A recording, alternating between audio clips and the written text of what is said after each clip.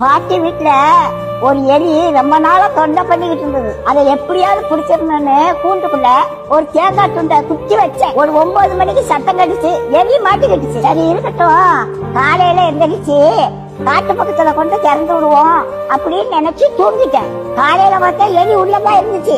ஆனா அந்த தேங்காய் துண்டை அதை நக்கி கூட பாக்கலங்க.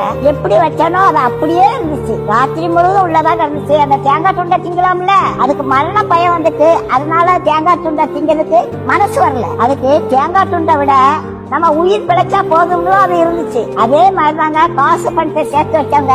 கடைசி காலத்துல ஒன்னே அனுபவிக்க மாட்டாங்க. லட்ட பார்த்த உடனே வாயில எச்சி ஓடும். ஆனா டாக்டர் சொன்னது ஞாபகத்துக்கு வரும், லட்டை தின்காத சுகர் ஏறி போயிரும் அப்படின்னு சொல்லியிருக்காங்க. ஆசைப்பட்ட ஒரு லட்டை திங்க முடியல, காசு பணம் இருந்து என்ன செய்ய? கடவுளோட ஆசீர்வாதம் இருந்துச்சுன்னா கடைசி வரைக்கும் நல்லா சாப்பிடலாங்க.